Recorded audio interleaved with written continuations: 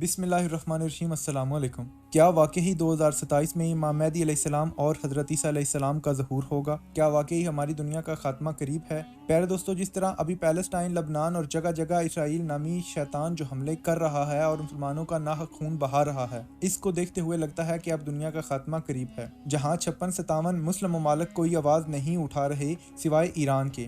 ان تمام واقعات کو دیکھ کر لگتا ہے کہ یہ وہی وقت ہے جب نبی کریم صلی اللہ علیہ وآلہ وسلم نے ارشاد فرمایا کہ مسلمانوں پر اس طرح حملہ کیا جائے گا، اس طرح انہیں مارا جائے گا جس طرح بھوکے دسترخوان پر ٹوٹ پڑتے ہیں، اس طرح مسلمانوں پر دیگر قومیں ٹوٹ پڑیں گی۔ آج ہم دیکھ رہے ہیں کہ اتنے سارے مسلمان ممالک ہونے کے باوجود بھی پیلسٹائن اور لبنان کے مظلوم لوگوں پر ظلم و ستم کی انتہا ہو چکی ہے۔ سوائے ایران کی آج ان کے ساتھ کوئی نہیں کھڑا۔ ترکی جو کہ بہت بڑی بڑی ڈینگیں ہانکا کرتا تھا، خلافت عثمانیہ قائم کرنے کی باتیں کیا کرتا تھا، آج وہ بھی خاموش ہے، یا پھر وہ شاید اسرائیل کے دباؤ میں آ کر چپ چاپ بیٹھا ہوا ہے۔ شاید وہ بھی بک چکا ہے، یا پھر اس کی گورنمنٹ بک چکی ہے۔